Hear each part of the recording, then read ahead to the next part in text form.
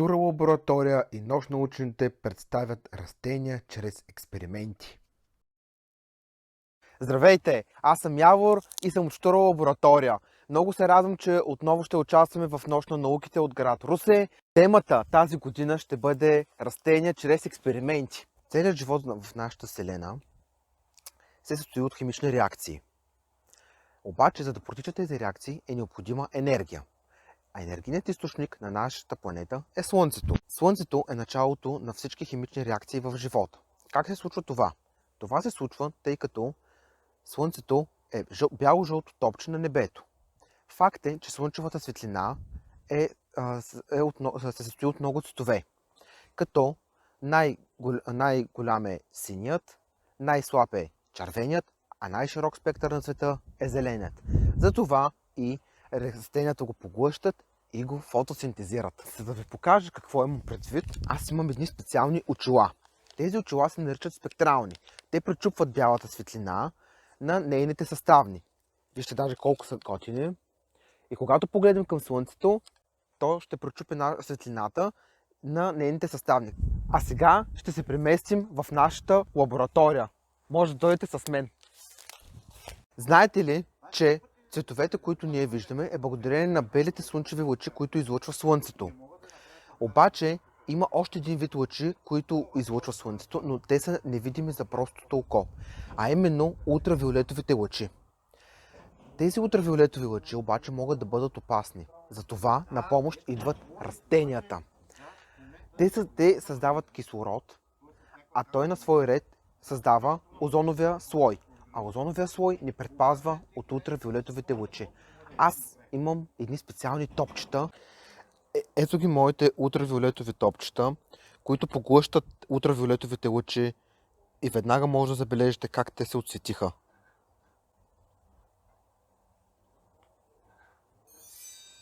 В химическата лаборатория се сблъскаме с вещества, които в последствие се смесват, загряват и окисляват. Като цяло го правим, за да се получи химическа реакция. И за тази цел използваме течности, газове, прахове и други състояния на веществата. Резултатът е доста предвидим. Познавайки основните химични свойства на веществата, можете да предположите какво ще се случи след реакцията. Всички растения, в това число плодове и зеленчуци, притежават естествени багрила, но някои от тези естествени багрила са естествени индикатори, т.е. променят цвета си, когато бъдат поставени от неутрална, фалкална или киселинна среда. Такъв естествен индикатор е червеното зеле. Ще се опитаме да изцедим сок от него и ще видим какво ще се получи. Какво ще направим ние? Аз отидох на една експедиция до зелевата планета, за да си набера малко лилаво зеле. Сигурно никъде няма такова. Предполагам. И какво ще направим с него? Той в момента се намира в алкална среда и се е лилаво. Ние ще се опитаме да извлечем неговия сок, ще го подложим на киселинна среда и ще видим какво ще се получи. Взимаме нашата сабя като истински пирати или рицари и започваме да режем.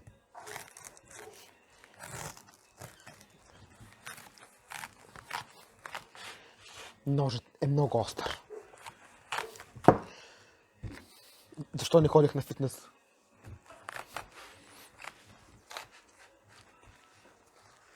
Къде Иван влезе в този момент?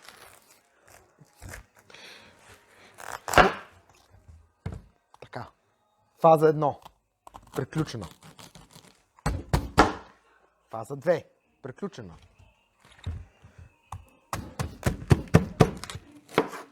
Фаза 3. Приключена. Не, никога не правим така. Отваряме нашият блендер Aromus Activus. Да бъде излязено. Така. Слагаме нашето... Не се побира. Продължаваме като истински рицари. Салатка. Така. Сериозно. Така. Яще зеленчуци и плодове. Много е важно. Така. Започваме да слагаме нашето зеле.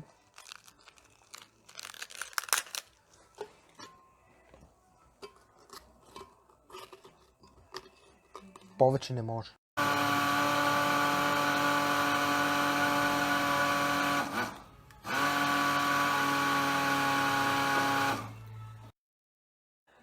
В нашия блендер ние добавихме малко вода и успяхме да извлечем сокът на нашето зеле. Сега с помощта на една естествено голяма фуния, една цетка фунийка, на кой както му е удобно, ще сложим върху нашата колбичка и ще излеем от нашия сок, за да можем да го прецедим и след това да му сменим средата. Сега ще вземем нашето сокче и естествено го отваряме. Така, и внимателно ще го прецедим. Вижте само какъв красив цвят. Погледнете колко е красиво. И запомнете, че винаги когато работим, трябва да чистим. Много важно. Изцедихме нашия сок, а сега е време да сменим и неговата среда, за да видим какви цветове ще получим.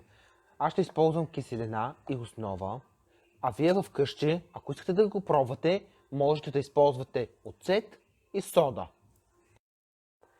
Ще си налея малко от сока в нашите колбички, които аз приготвих. Вие може да го направите и в чашки. Ето още малко ще сложим. Взимам първо киселината или във вашия случай оцетът. И наливаме малко в колбичката.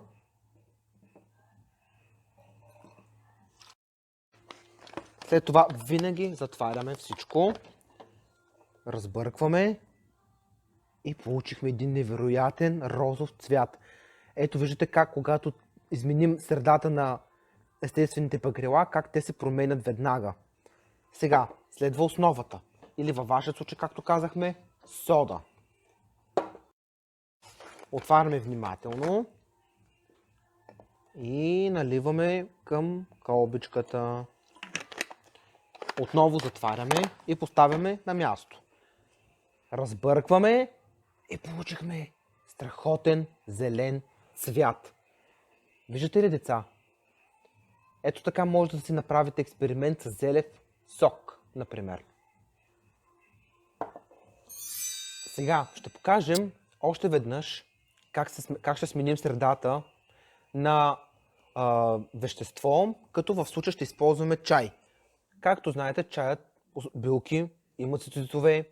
Когато налеем и водичката, той ще си пусне цветовете, а ние след това ще добавим и лимон или киселина, за да можем да ви покажем как ще се промени цвета след окисляване на средата. След като чаят ни е готов, да си изкарваме пакетчето и го ставаме някъде настрани.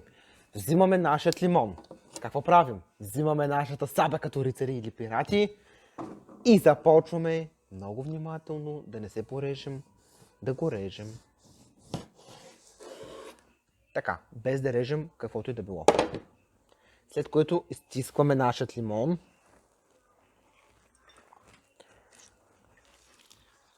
Естествено не отвън, той да влезе вътре.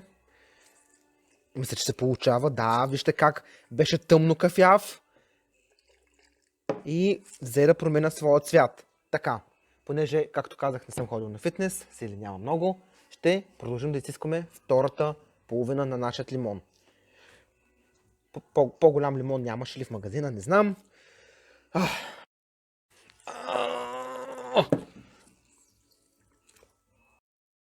След уморително изтискване на лимони, разбъркваме малко чая и виждате, че той придоби оранжев цвят, не кафеникъв, оранжев цвят.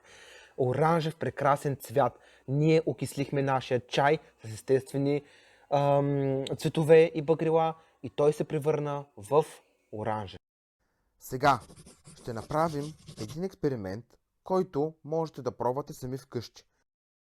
В миналото Растителните продукти са използвани повсеместно за храна, за лекарства, за строеж на къщи, за багрила.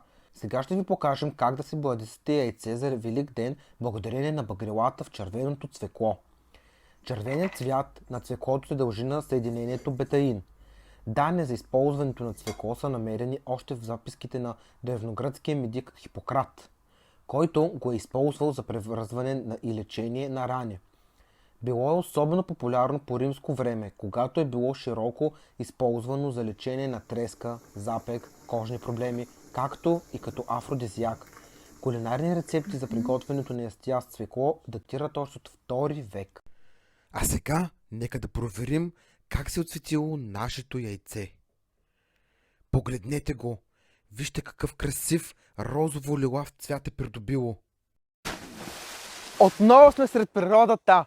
Сега да ви попитам, знаете ли как действа студа на клетките?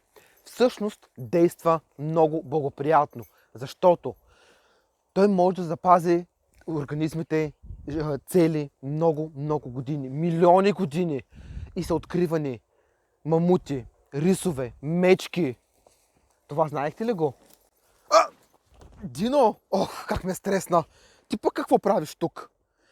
Знаете ли, че Дино преди малко излезе, между другото... Ела малко. Излезе... Не се дърпай! Преди малко излезе от един ледник.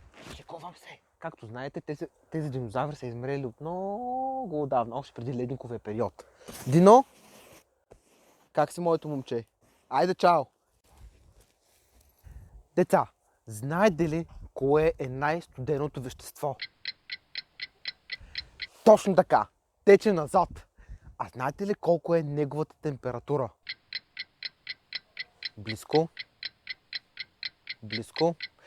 Точно така, минус 196.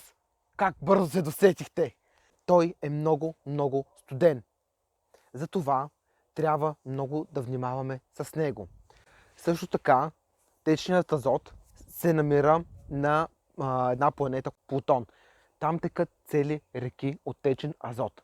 А азот също се намира и в нашия въздух, но в газообразно състояние, тъй като тук е прекалено топло, затова в течно състояние той може да се съдържа само в специални контейнери. Как мислите? Какво е това, което се намира пред мен? Не е бидон с кисело зеле. Още е малко рано, така сме го сложили, но не е това. Това, деца, и туршия не е туршия. Това всъщност се казва дюаров съд.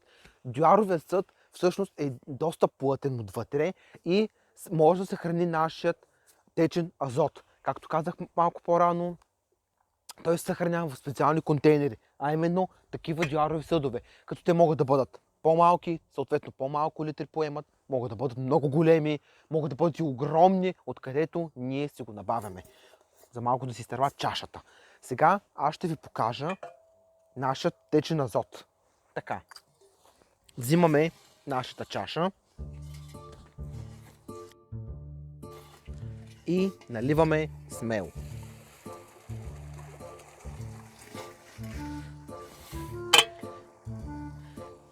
Както казахме по-рано, той е с температура от минус 196 градуса. И както може да забележите, нашата чаша отвън започва да замръзва. Връщаме се към нашата лаборатория, където ще си поговорим за клетките и за това какво би се случило, ако бъдат много дълбоко замразени. Ще направим разлика между животинска клетка, която се различава от растителната с това, че е съставена от клетъчна мембрана, няма строго определена форма и е гъвкава. Вижте какво си имаме. И чук. Обаче на свой ред розата, например, растение, колко хубаво ухае. Тя, например, е със строго определена форма на едната клетка и има клетъчна стена. И също така има голямо, високо съдържание на целулоза. Какво би се случило според вас, ако те бъдат дълбоко замразени? Ако искате, можем да проверим. Имам си една чаша, купа и още една купа. Ще сложим нашите роза, банан и месо в течен азот и ще ви покажа какво ще се случи, когато бъдат дълбоко замразени. Наливаме си нашия течен азот, както виждате. Много е студено при нас. Много. Минус 196 градуса. А ние ще си замразяваме дълбоко разни вещества, разни продукти, животински и растителни. Взимаме нашата роза и ще я потопим в чаша пълна с азот. Докато тя замръзва, аз ще поставя през това време нашия банан, както и нашето парче месо.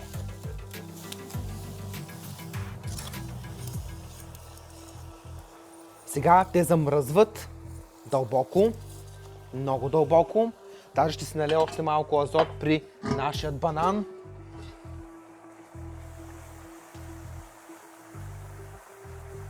И при нашата роза.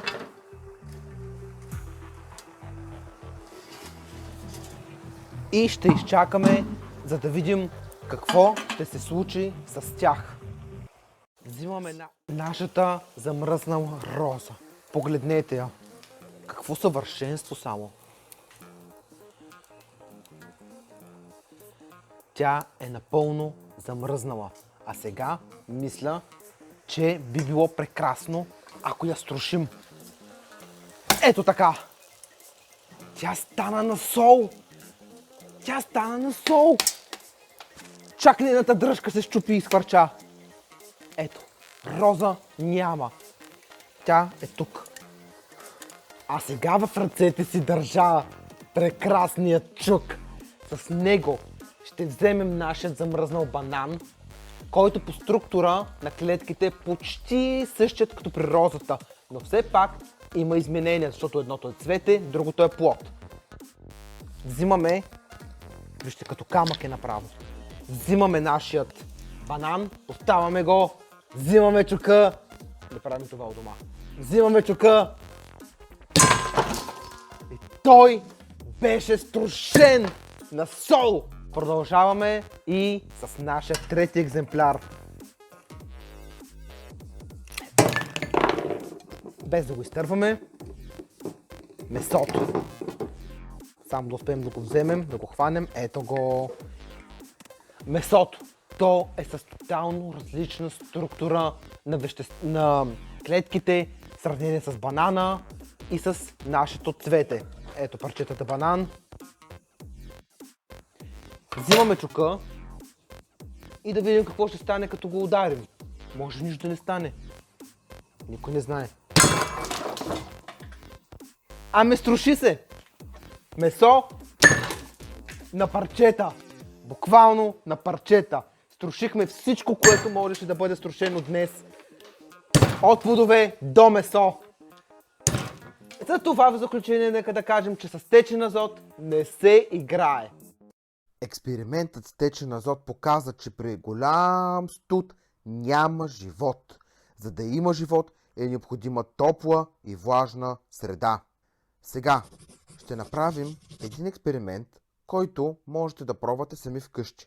За целта ви е необходим малко суров небелен слънчоглед. Накисваме слънчогледовите семки в хладка, т.е. леко затоплена вода. Оставаме ги за 2 часа, след което ги разделяме в чинийки, като оставаме и съвсем малко влага в чинийките. Едната поставяме в хладилника, а другата на топло място вкъщи. След 48 часа проверяваме нашите просеви. Резултатът е, че слънчогледовите зърна, които са били на топло и влажно място вкъщи, са покълнали, а тези в хладилника не са. Това е така, именно защото студът възпира растежа, а топлото влажно място го насърчава. Пробвайте да си отгледате сами витамини у дома, например зелен лук.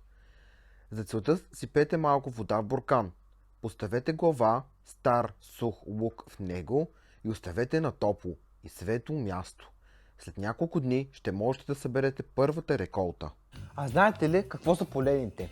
Полените са микроскопични зранца, които се отделят само при цъфтеж на растенията. Те имат за роля да отделят мъжкия генетичен материал в природата. Това е онзи жълт прашец, който като бръкне в едно растение остава жълто по пръстите. Мисля, че се сетихте, нали? Също така, освен че пчеличките се хранят с него, както някои птички, както и насекомите, поленът също бива използван и в медицината. А много силно изсушен, той може да бъде много бързо и лесно запалим, без да остава вредни емисии във въздуха. И сега аз естествено ще ви покажа как ще си запалим полен.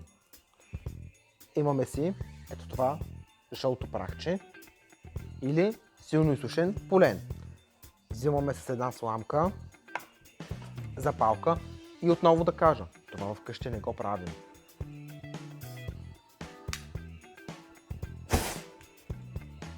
Видяхте ли?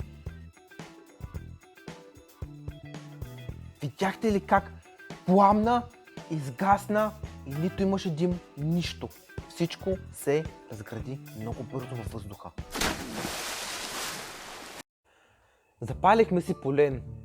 А какво ли още можем да се запалим? Точно така. Памук. Защо ли памук? Ами, сега ще разберете. И запалваме си нашият памук. Но да предупредя, това се прави от възрастни само в лаборатория. Това вкъщи не го правим. Обещавате, нали? Знам, че ще ми обещаете и че ще го изпълните. Нашият памук изгоря. Почти. А сега взехме един нитър памук. Ще си кажете, какво пък толкова някакъв си жълт памук. Отцапан. Да, ама не. Това е специален памук, който е обработен в азотна киселина. Когато го запалим, той изгаря много бързо, мигновено. Създава една силна светлина и докато се седите, вече него ще го няма. Искате да пробваме ли? Добре, хайде тогава. И пак да кажа, не го правим вкъщи. Длъжен съм да предупредя, съжалявам. Така, запалка, памук, престо! Както ви казах, силна светлина, докато го видите, него вече го нямаше. Нека си поговорим малко и за друг вид растения. До сега си говорихме за растенията, които си растат на земята, в почвата. Ами нека да поговорим малко и за растенията, които живеят под водата. В реките, в блата и така нататък. Ще си говорим в случая за водораслите. Ето тук пред мен имам един специален гел, който си е създаден от водорасли. Всъщност това е основната съставка за направата му. И ще си направим с вас разни подаръчета, червичета. Като аз в ето тази чашка съм си сложил предварително активатор на прах, смесен с вода. Също така вече има учени са измислили биоразградима и ядлива пластмаса. Само се представете. Вече няма да е нужно да изхвърляте опаковката. Директно ядете опаковката и сандвича заедно. Не мога да си го представя аз. И така, нека да пристъпим към експеримента ни червичета, които могат да бъдат използвани за стръв в риболова, но естествено тези черви не ги ядем, колкото и вкусни да ни изглеждат.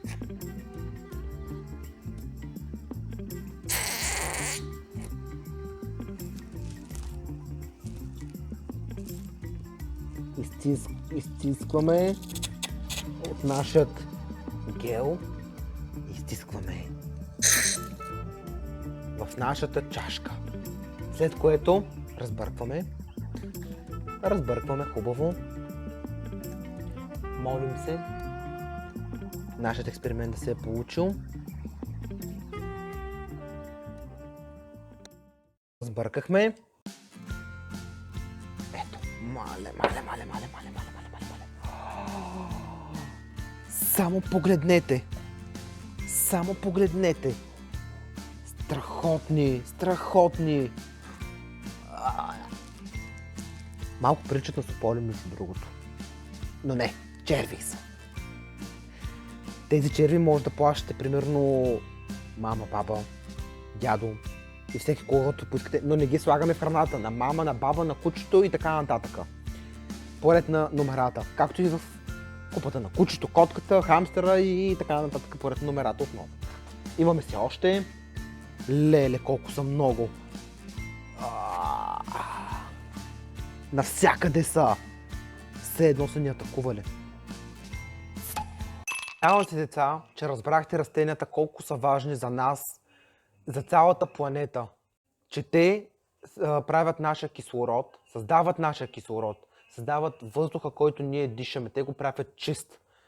Затова пазете природата. Не късите цветята, не газете тревата, дори не палете огън в гората. Просто я пазете чиста и прекрасна и красива, каквато си е. Надявам се всичко да ви е харесало.